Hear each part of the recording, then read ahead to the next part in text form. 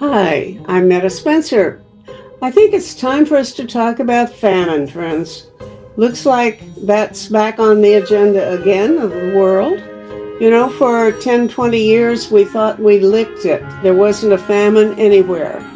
But that's no longer the case.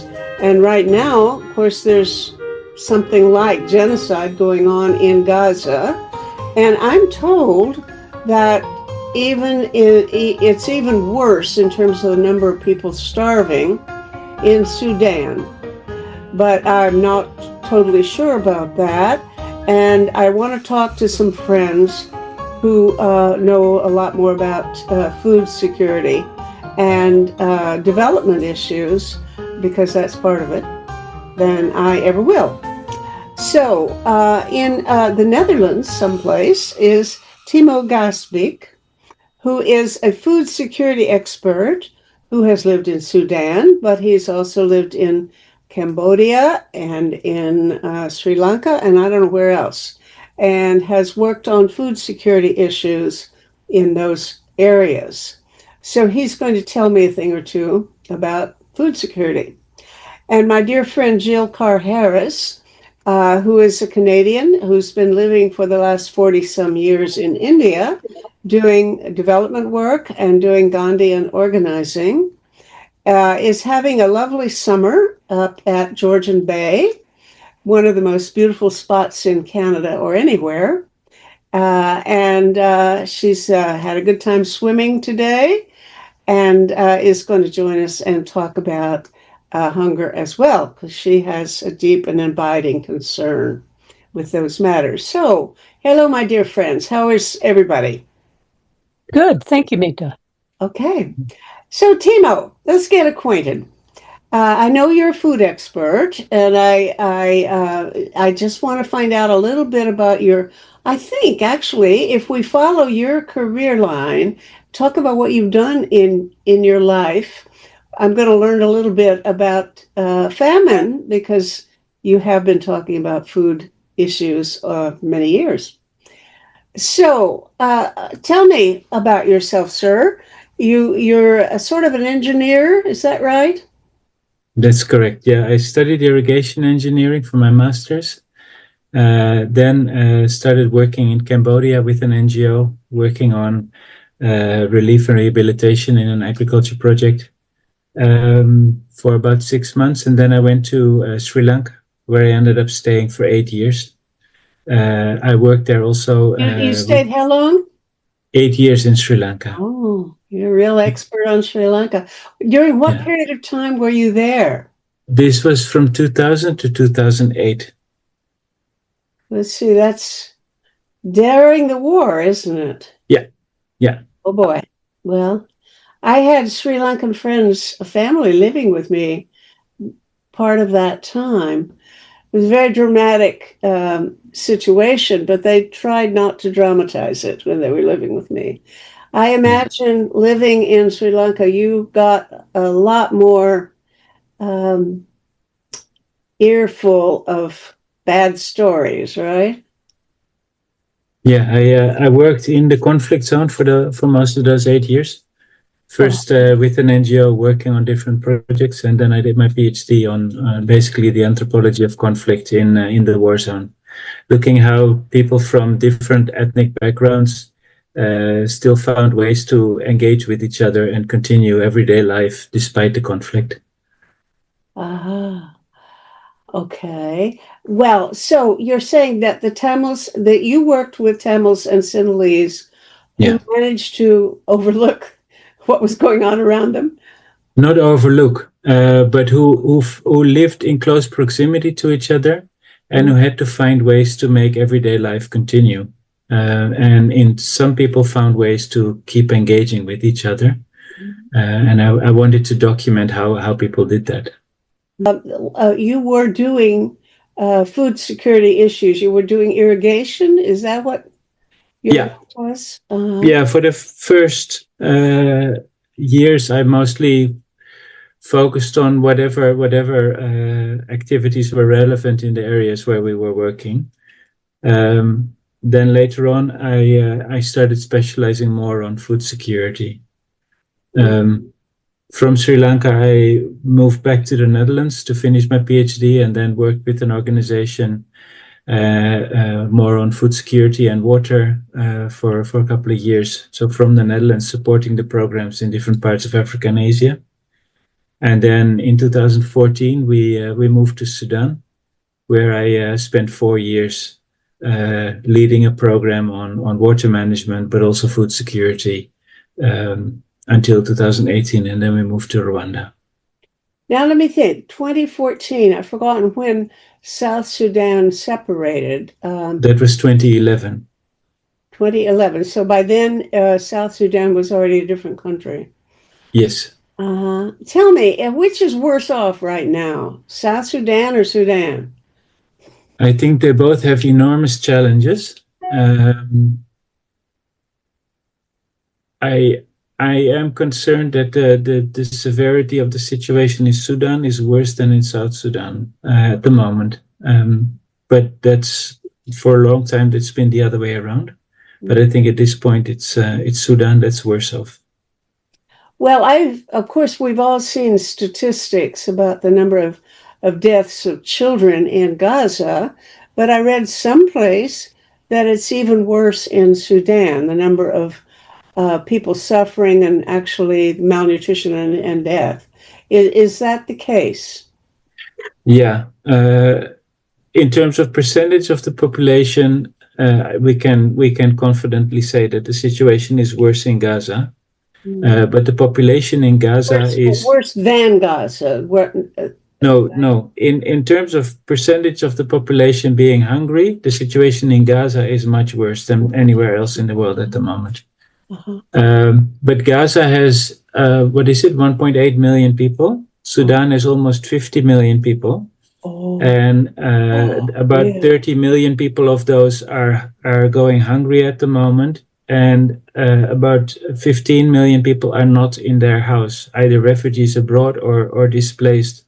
So the scale of in terms of the numbers of people, the scale is huge.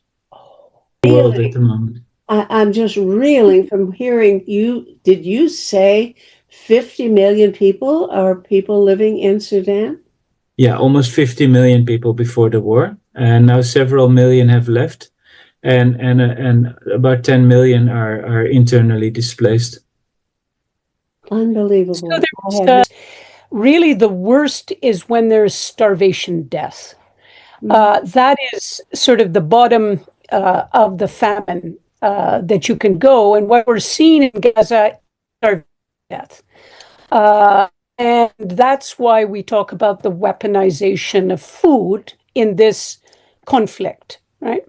And I remember in India, Timmo, we had starvation death in Orissa, in one part of India.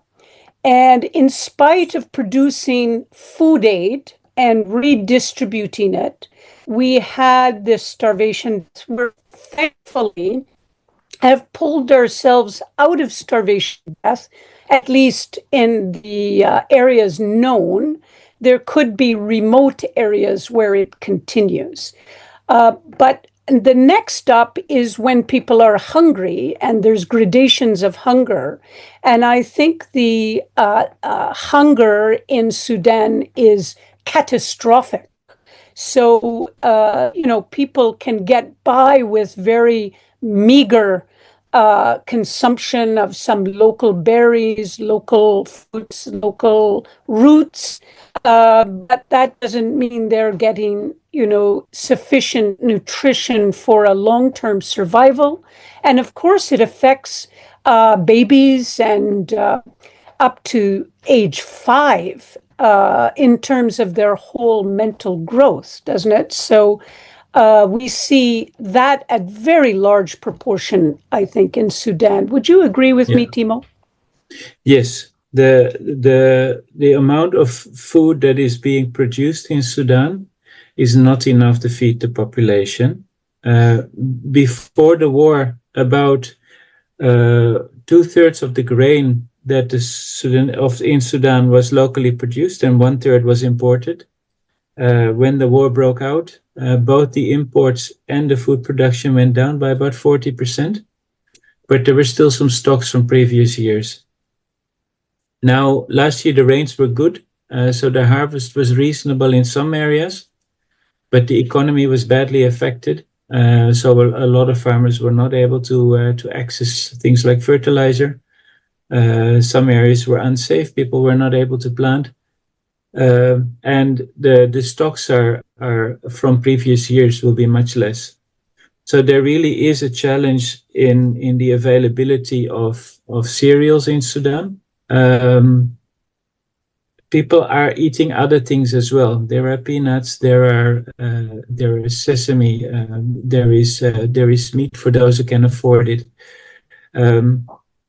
But if I add it all up, there still must be an enormous amount of hunger, and in certain areas of the country, famine has been established, and there's real famine with starvation that's occurring in parts of the country.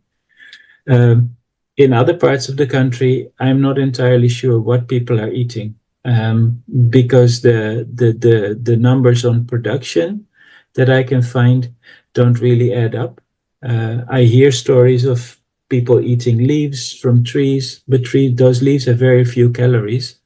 But there are things people can find in the wild, and that is being eaten. But yeah, you only do that if you really don't have anything else. So there is a lot of people who are going hungry, who are managing but very hungry, and there's also people who are really not able to manage. There's the town of El Fasher in Darfur, where several 100,000 people seem to still be there. We don't know exactly how many, but the stories that are coming out of El Fasher is that it's under siege. There is no food coming in, and basically what people are eating is livestock fodder, and that's running out as well now. Mm. So do you have numbers? I guess there's no way to, given such a situation, there's no way to count how many people are dying or what kind of medical care. Can they take children or anything to a hospital and get food or anything at all? Most of the formal medical care system in Sudan has been disrupted due to the war. Mm. In terms of there's special nutrition for malnourished children. There was a factory in Khartoum that was destroyed at the start of the war. There is some that's brought in by organizations like UNICEF, but it's not reaching the most insecure areas because it's difficult to get there and the distances are enormous. If you want to get into Darfur from the nearest seaport, it's 2,000 kilometers drive. And yeah, that's just very complicated, especially in the rainy season. So the formal system has been badly affected. What I'm reading in the news is about 70-80% of the clinics are not functioning in the hospitals. Things are getting better again in some areas that have calmed down, like the capital, Khartoum. But there's enormous challenges. Now, beforehand, they imported, was it mostly grain that they would have brought in? Yeah, so Sudan produces sorghum and millet. Those are two grains that traditionally would be eaten. And then wheat is partly produced, but mostly imported. And because bread is much easier to prepare meals with than sorghum or millet, the urban population had got used to bread over the last couple of decades. So the cities are mostly dependent on wheat, and most of that's imported. And also the sorghum requires cooking, which means you need fuel wood. And yes. So when you don't have safety and security, how do you go out and collect fuel wood? Yeah, and what fuel wood do you have? When I was in Sudan, I heard stories how in the 90s a lot of trees were cut about 300 kilometers outside of Khartoum to provide fuel wood to the city. Then later on, it moved to an area a bit further away, about 600 kilometers away, until most of the trees were gone in that area. And then people started cutting trees about 1,000 kilometers from Khartoum, in basically the last remaining large forests of the country. There was also, people were cooking on gas as well, but now with the war, I'm not sure if the gas supply is still functioning. And I'm not sure if people can get forests from wood from far away. Most of Sudan is on the edge of a desert, so there's not really a lot of vegetation. And especially in Khartoum, you have millions of people living closely together in a densely populated area. So cooking energy indeed is a big challenge. I think the self-sufficiency of people, the resilience, is also got to be underscored. No, Timmo, in terms of innovatively finding ways to manage this very, very difficult situation, which has now gone on, for 2 years?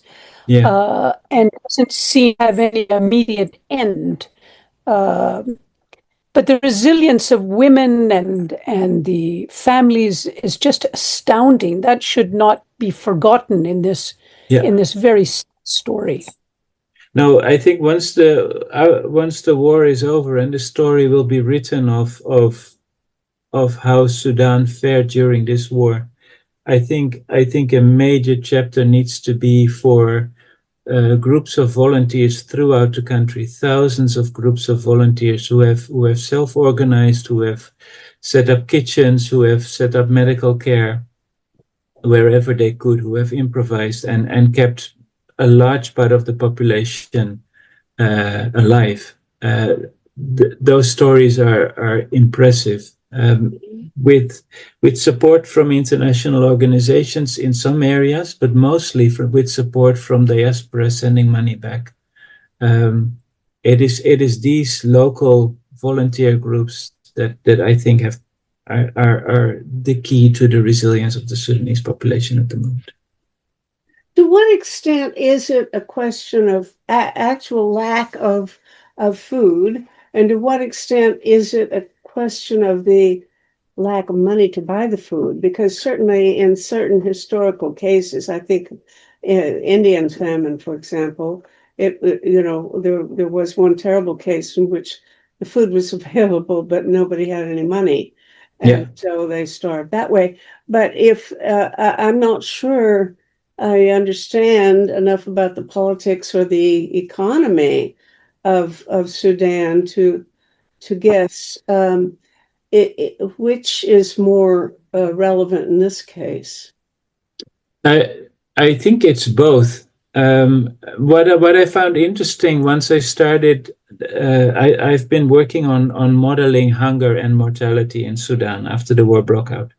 Because I was talking to friends about it. The moment the war broke out, my immediate reaction was, this is going to trigger famine. And when I started talking to friends and colleagues, it didn't seem to ring a bell among those who didn't know Sudan. So I thought I need to visualize this. I need to calculate and show what the implications could be. And it took a while to develop a calculation that registered with people. Right. And a lot of the discussions that I've had was about, famine. The discourse on famine is famine happens when people can't afford food. We don't have situations anymore where there isn't food. But when I look at Sudan, I think there isn't enough food to feed everybody. And there's a lot of people who survive on very little, and there's a lot of people who have real issues with income and food being expensive. That is absolutely there. But I think there are some for whom there just isn't enough. And the logistical challenge is just bringing it in is hard. The distances are long, and the numbers of people affected are huge. In Gaza, the problem at the moment also is not affordability; it's availability of food. It's not there. But if if the logistics is made possible, the trucks are 10 kilometers away. Whereas in Al Fasher, if the siege is lifted there and the food can come in, the trucks need to come from hundreds, if not more than 1,000 kilometers away. So the logistical challenge is different. And it's expensive. Where's the money going to come from That is a challenge. Yeah, especially for imported food. The exchange rate of the Sudanese pound has gone up from about 400 pounds for the dollar before the war to over 3,000 pounds for the dollar now, for the US dollar. I don't know what the Canadian dollar exchange is, but so that's a ninefold increase, which is enormous. Yes. And at some point, even if you can get the bread in, the wheat for the bread in, the bread's just too expensive for people. Yeah. In your modeling, what factor does climate change play in this? Are you taking that as a factor? Not for this particular case. When I was working in Sudan, we had a drought in 2015. That was we were working on water management. We had rainfall scenarios that we worked with, and that drought was extreme, and that triggered. I realized I didn't understand enough about rainfall in Sudan and about climate in Sudan, so I started getting involved in that, and that triggered a research that I'm still working on. I am very concerned about long-term rainfall patterns in not just Sudan but also the Sahel. But the last few years have actually been wetter than average. So the short-term impact of climate change in Sudan are not on the scale that they make a huge difference on the total food balance in the country. It's the conflict that does that, and the economy.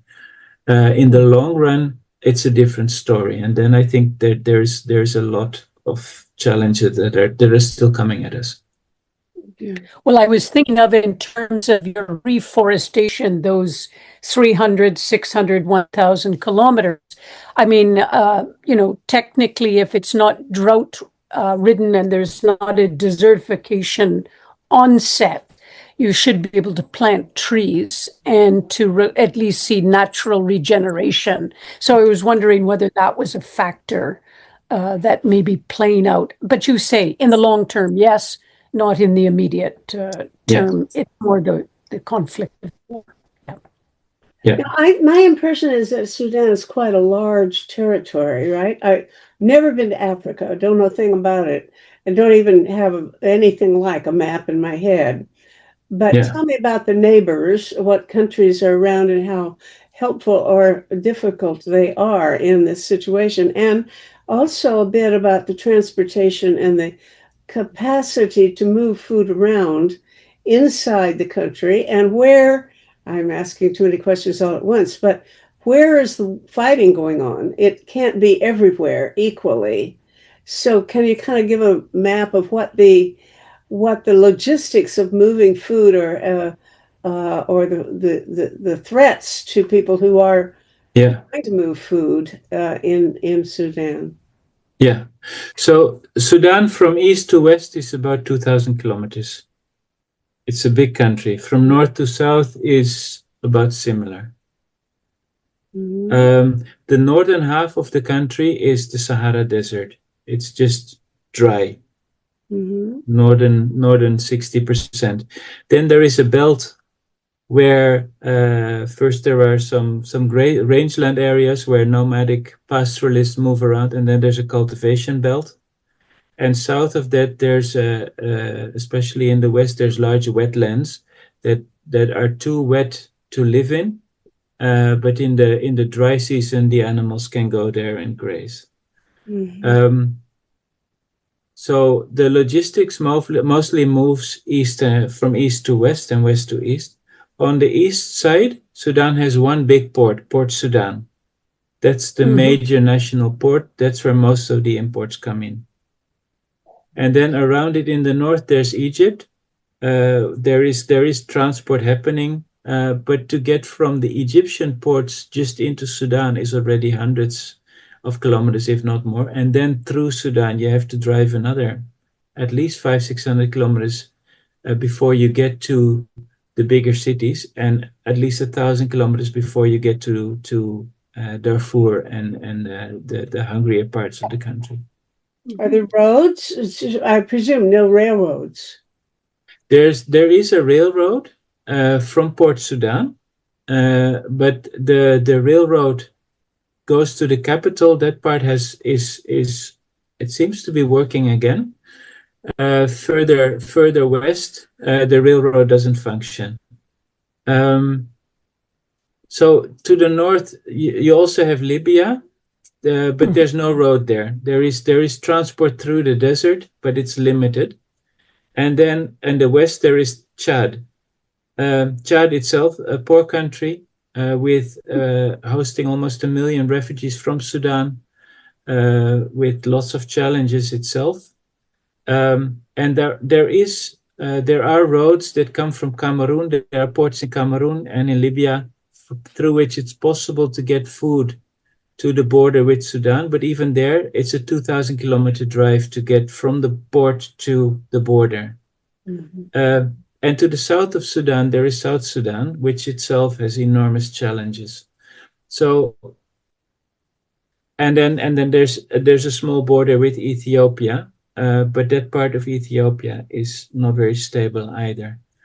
Is there Eritrea? Eritrea, so yeah. Yeah, and Eritrea as well. So there is some cross-border trade happening. There are a few roads, but it's not enough to cover the volumes that are needed inside Sudan. Plus, if you want to import, you need dollars to buy the stuff, mm-hmm. or foreign currency to buy the stuff. And the country doesn't really, there is some gold being exported, but there's not really that much being exported to be able to buy the imports.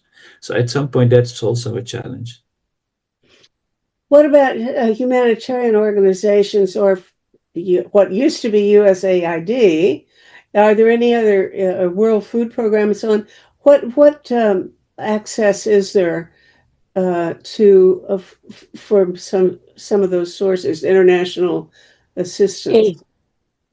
There are organizations present in Sudan that have continued working, and the local organizations, the local networks have continued working. I think they've been by far the most important. But international organizations are also present. WFP is there, UNICEF is there, the NGOs are there. It's been challenging to operate because of distances, because of insecurity. It's complicated. Sudan is not an easy country to work in. It was never easy, and it's become very difficult now. But some parts are easier than the others. In the east of the country, it's quiet. There's no fighting in the east of the Nile. So in that area, there's a lot of people who fled there. There's organizations working there. Communities are organizing themselves, and it's somewhat possible to do things. West of the Nile, where most of the conflict is taking place, it's hard to cross the front line. And on the other side of the front line, there are areas where it's relatively quiet, but it's difficult to get to and to do very much as an outside organization. Sorry, now when you say the other side of the front line, how wide is this conflict area? It's a bit difficult to say. I think that the area where there is fighting is it weaves through the country west of the Nile. So between the Nile and Darfur, there's up and down movement of the fighting parties, and in the south there's another group that's also involved, and there's things are moving up and down.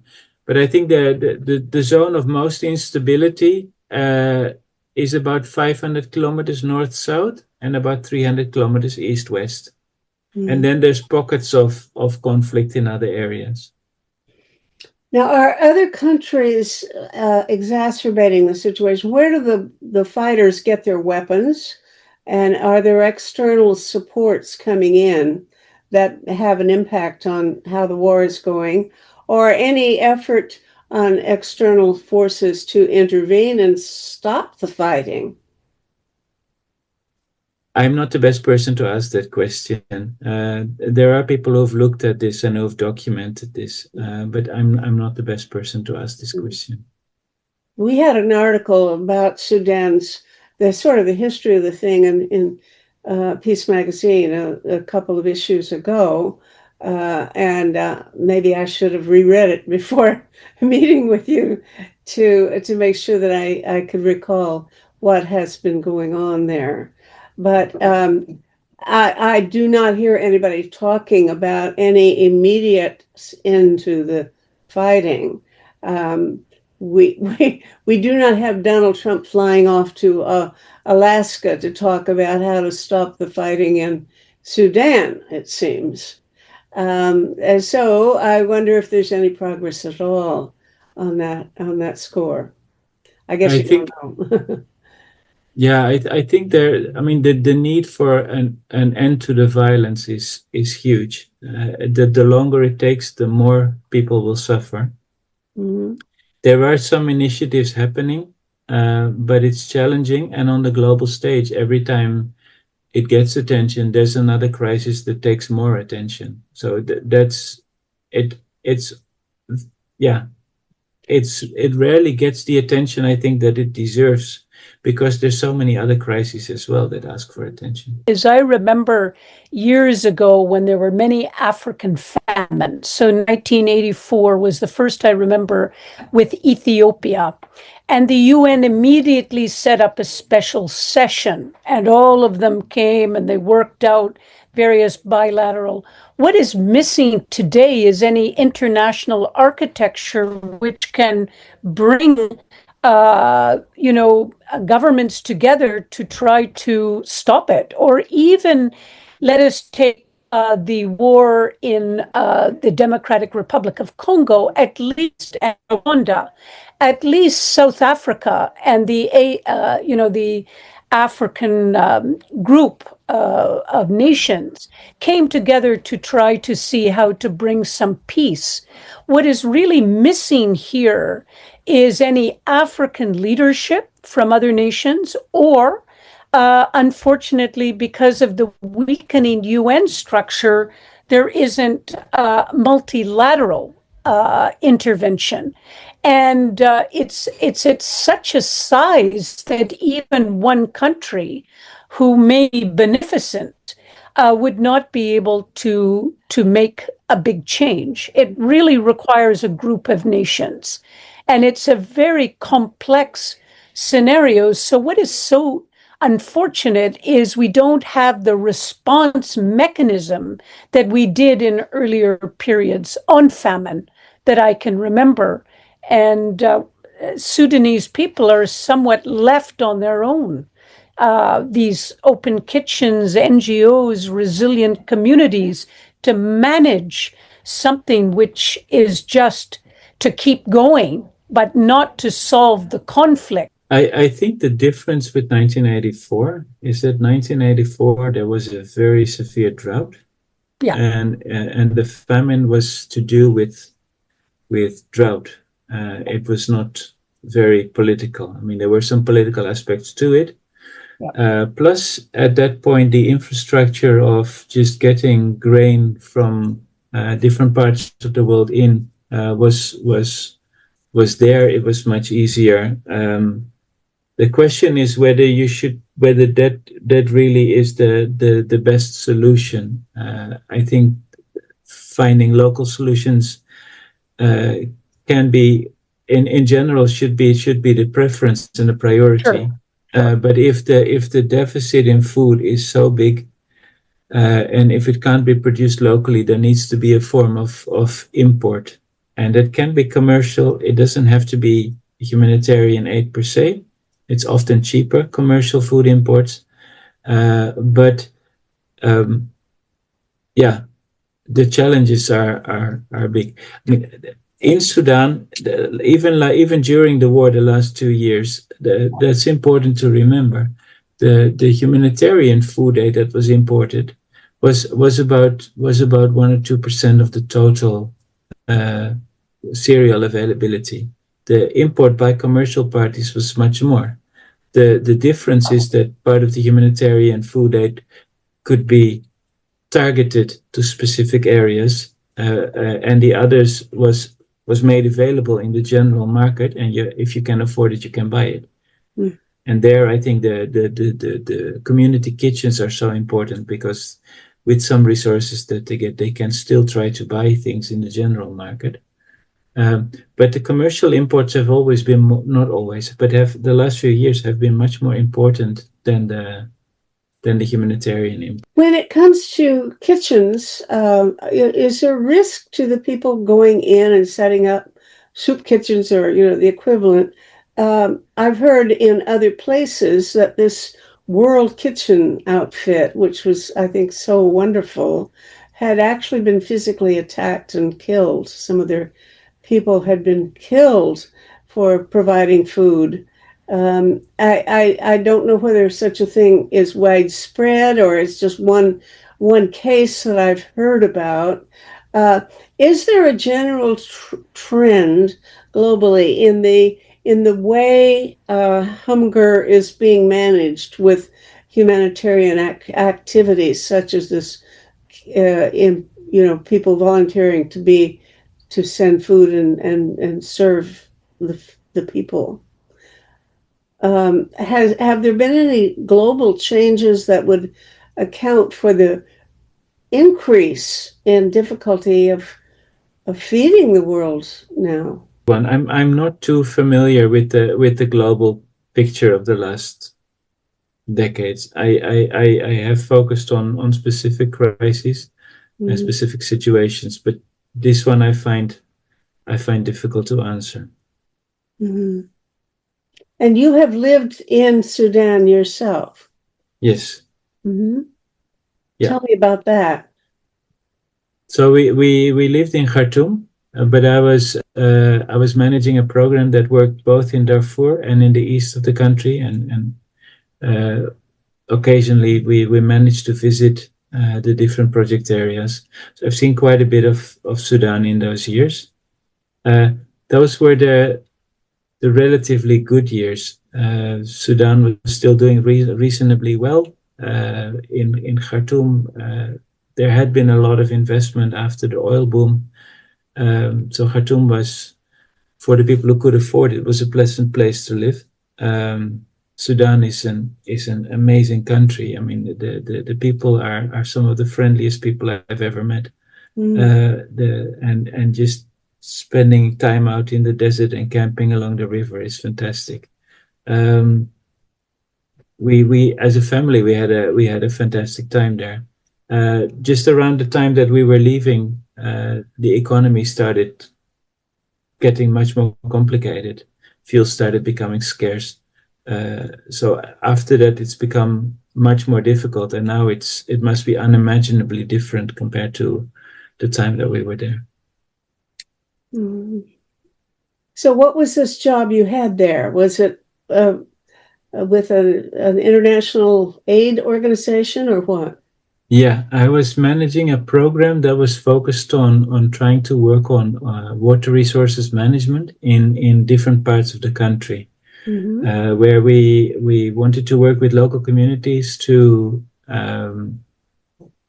find a way with them to work on local plans for catchment areas, let them do their analysis, let them set their priorities, and based on their priorities on how to increase the reliability and availability of water for the different purposes, then we started implementing the different infrastructure that was needed.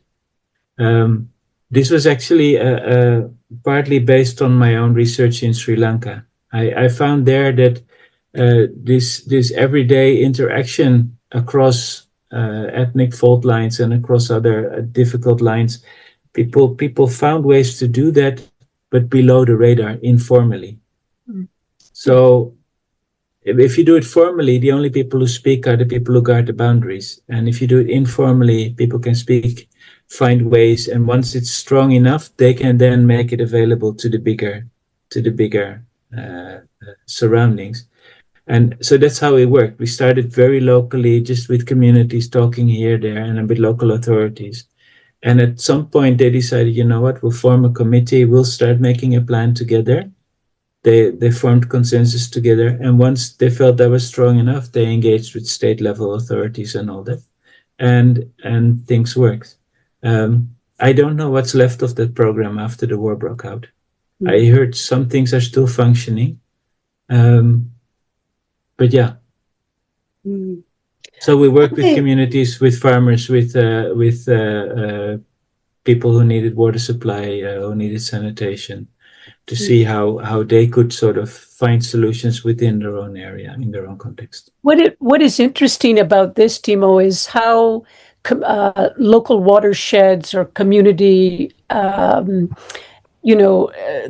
built around a dam or a weir to capture water brings a community together and gives them a sense that, that they're managing their own resources, and really helps to build confidence and agency for them to take on some of their own development. This is what we found so often in India, in similar drought places. And I think that once you lay that ethic among people, they don't forget, even if the dam is overtaken at the moment by a conflict.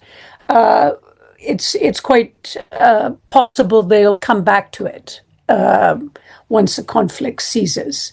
So yeah, well, the moment you put infrastructure in and there's something that's scarce that needs to be shared, it can also create conflict. So you need to be very, very careful with that.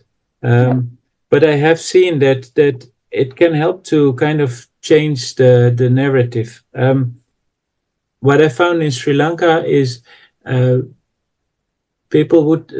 people would tell me, he's a Sinhalese, I'm a Tamil, but we're both farmers, so we can talk about farming. Not always. A lot of people could not. And it was dangerous, and there were people with guns walking around who were making sure that things did not happen. But it's this idea that identities are not hierarchical. Mm. So if you have an identity that's in conflict with each other, but there are other parallel identities that maybe are shared, and maybe there you can have a conversation. And if on that conversation you manage to build some trust by talking about those things that are not conflictuous, then you can come back and, hey, actually, we get along and we can find solutions to the other things. Whereas if you start formally talking peace in those contexts, the only people who open their mouths are the ones who guard the boundaries, and it ends up hardening the conflict rather than softening it. So sometimes it helps to if you want to subvert the conflict, you need to ignore the conflict altogether and find other things to talk about. But it's extremely complicated and it's dangerous. There are people who one of the water masters I spoke to in Sri Lanka had been in an irrigation system where they worked together with different people.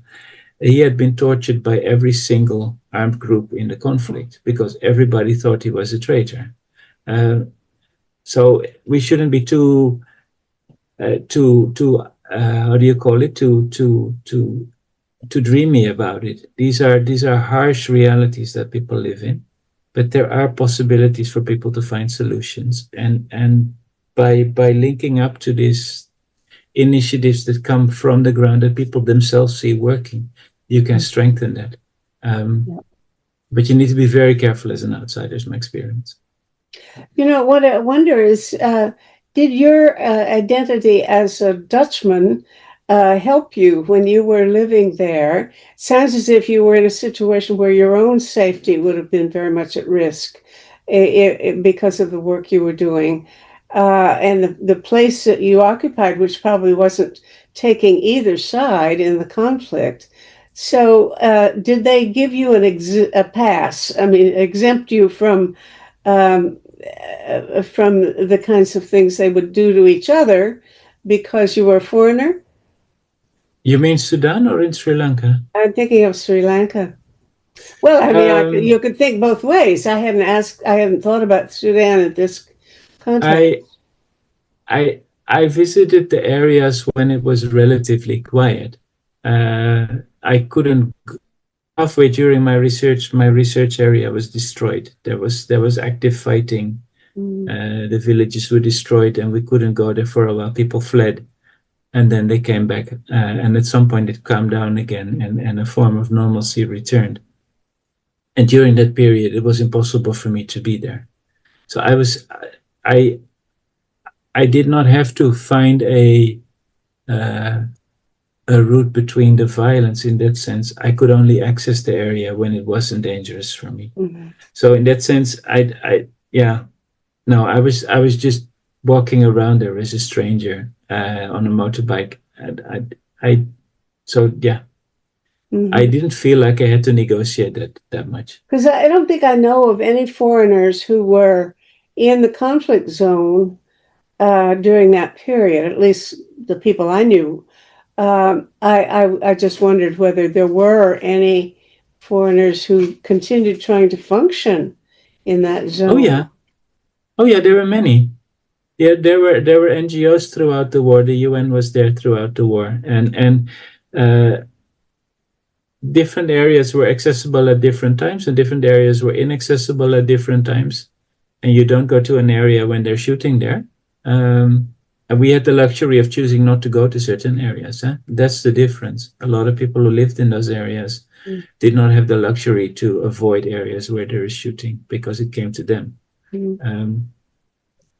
But one thing you have not mentioned is the conflict over the Nile with Egypt. And I don't know whether that means that our stories about it are inflated and that there really isn't that much of a problem, or it just simply isn't relevant to the work you were doing in Sudan. The areas where we worked were away from the Nile. We were in separate catchment areas that had no relation to the Nile. So in that sense, I did not need to engage with that whole discussion, and I didn't engage with that discussion. Okay, that's good. So you didn't also have the problem of having to depend on your status as a foreigner for safety reasons when you were there, because it wasn't that bad at the time, right? In Sudan, it didn't matter. You could only travel if you had a permit, and the permit was given. And when the permit was given, you still needed to be careful. But being a foreigner was not a positive. So I was less mobile when I went to the field, especially to Darfur, than my Sudanese colleagues were. In Sri Lanka, it was, for part of the conflict, it was different. For part of the conflict, there was I was able to go to certain areas where some of my colleagues couldn't because they were of the wrong ethnicity. And sometimes if I went in one particular case, there was active violence, a lot of displacement. People had fled, and our staff was there. They wanted to go and work with the people who had to flee their homes, but they couldn't get into the campsites where these people were because they were of another ethnicity. And then they asked me to go with them because I could get in. And once I had established rapport, I mean, the only thing I did was basically just be there. I did nothing. But because I was there, my Sri Lankan colleagues could come with me, and then the rapport could be built, and then they could get access and ended up supporting the people in these camps. So there was for a while there was a period where that made a difference. Later on, it didn't matter so much anymore because the conflict got much bigger. The weapons were longer distance weapons, and a rocker doesn't look at your skin color. A soldier might. at a checkpoint, but a rocket doesn't. You've been doing development in conflict zones, because normally we think of food aid or relief, not so much rehabilitation, but you were also on the ground looking at water systems and conservation of water, and then negotiating the conflict around that. So very, very interesting. We have to. Hunger in the world, food insecurity is in areas that are in conflict. Yeah. And you can't solve these things with short-term relief measures. Yep. Short-term relief measures can make a difference if there is a short-term problem. I'll give an example. In 2010, I was in Uganda, northern Uganda, an area where the Lord's Resistance Army had been very active. Things had stabilized since 2008. A lot of the people who were displaced, almost the entire population of that area had got displaced, and people had returned home and were re-establishing their communities. There were many organizations present, and I visited one of them on a short mission. So I had no significant role there. I was just an observer.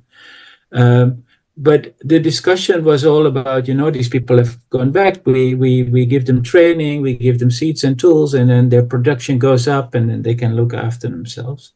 And we had a PhD student there at the time who was looking at more the longer term picture. And when I visited the area with her, we realized that yes, people have returned, and yes, with seeds and tools and training, they reestablished their farms, but there are structural problems. Land was already allocated before the war. If you looked at the satellite imagery, yes, it was green and it looked like it was jungle, but all the land was plotted out. And there was a problem with pressure on land and soil fertility. There was a problem with people were cutting trees to fund their farms, but once the trees run out, then what do you have to fund your farming?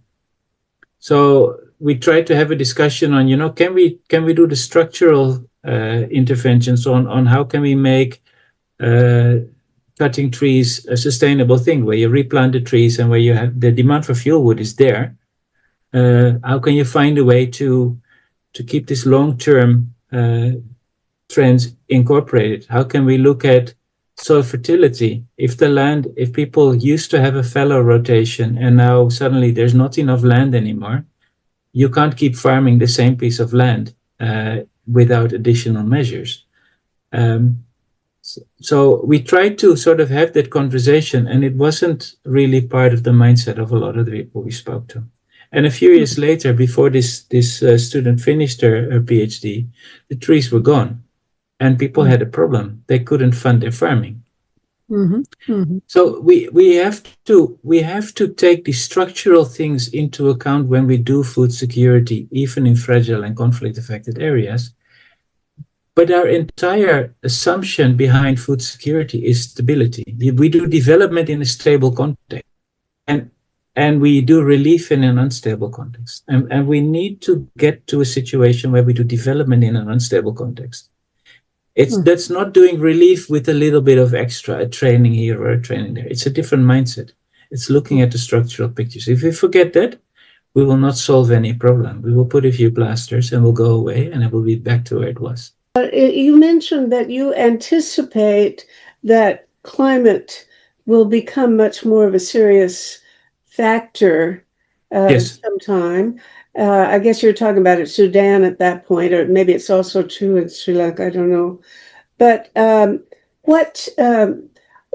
can you anticipate ways of handling that? Is there any solution that technological solution, much less social, for improving the viability of farming in an area where the climate is going to go south? I think that depends on what exactly the challenges are in different areas, and they're different.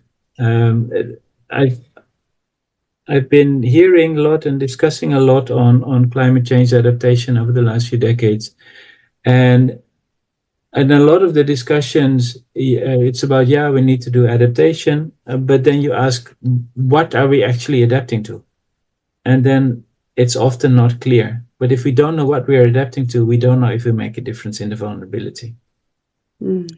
So we really need context-specific things. I am concerned about West Africa and about the whole Sahel belt, that the drought that was there in the 1980s, there was a period of less rain. After that, it got wetter. Before that, it was wetter. But from 1900 to 1920, it was also dry. And in the 1840s, it was also dry. And yes, there is climate change that changes a lot of other things, but there are also returning patterns. And unless this cycle is broken, I'm concerned that we might see a new dry period coming to the Sahel. Now, then you need to adjust your entire system on less water. Whether that's possible, I'm not sure. Whether it's possible within local systems, maybe we need to look at combinations of how can we work on strengthening systems that are in local context to maximize the resilience and the production in areas that are locally affected, and at the same time look at strengthening trade links. Maybe look at other areas where there are parts of the world where things are getting better, where the weather is becoming more conducive for cultivation. Like where are things getting better? In the mountainous areas, the temperatures are going up, and with temperatures going up, certain areas become more conducive for crops that are sensitive to cold. It's not a large part of the world. There are also areas where the rain is not changing so much. So in those areas, you can work on intensification. They're not the sexy areas. They're not the areas of extreme drought. They're not the areas of extreme rain. It's sort of the moderate areas. Some of these areas will look like the rain will remain reasonably okay. So maybe we should focus on the non-sexy areas because they can be a buffer for the other parts. But that really requires localized understanding of what we're actually looking at. And then looking at solutions that work and looking at the big picture. Because solving one thing for one village, but not solving the problem for the whole country, creates a colleague of mine calls that an island of happiness in an ocean of sadness. It doesn't really make a difference on the big picture, because the problems that are surrounding it will still come back. So there, I think we really need to connect the dots and see how we can, and then everybody do their own thing in the areas where they are able to work. Well, it sounds like that's a whole different conversation. We've been talking about the problems of hunger in conflict zones and because affected by conflict, but the whole plan of how to handle global warming is presumably a different discourse. I don't know. Are the same people working on all of these things together, or do you have sort of specialists who do different kinds of analyses and modeling? There are a lot of specialists who have specific areas of expertise. But what I find really encouraging is that there's a lot of engagement between different specialists happening as well. And we're getting generalists on board as well. So we need the specialism on the specific topics, and we need to connect them together. And that engagement, I see it happening. I meet people who really work on connecting dots, and I think that's really, really crucial. But we shouldn't forget that we need the individual specialisms as well. Is there anything people, our listeners, for example, could do to support your work or an organization that you particularly value? We've talked about your work, but I assume you're paid to do things by some reputable and long-standing organization, but possibly some of the people listening would like to somehow support or assist in that concern. Do you have any good tips on how we might be able to help a little bit? Well, there are organizations all over, and I think it's good to have a look at what they're doing. See if you can find information on what they're doing. See if it's more than just a nice story. And it is. I mean, there's a lot of nice stories, and there's also a lot of genuinely good work happening. Especially a lot of the local initiatives by people in areas themselves. I think that's really important. For too long, we've been talking as outsiders about people and the solutions we need for them, and I think that is changing, and that's fantastic. Well, it's wonderful to have had this conversation. Jill, do you have anything you want to add or ask before we say goodbye? I just wanted to pick up on your point there, Timmo, and say there's a huge Sudanese population in Canada, for instance, in the Sudan crisis, famine crisis. And we hope that this kind of education of looking at putting your money in longer term, structurally oriented causes is also important. Not that immediate food relief is also at the moment very important, but to have that what we used to call development education, so that people can play that kind of role. So I think what you've done is opened up for me this notion that we need to work at both things at the same time. The need for immediate food relief, but also keeping an eye on the longer term. It's been very, very enriching for me and enlightening to talk to you about all these things, Timur, and I really appreciate wonderful work that you are doing. So thank you, and carry on, my friend. Okay? Thank you. Timmo, let's keep in touch. Thank you very much. Thanks for the invitation. Bye. Yeah. Bye.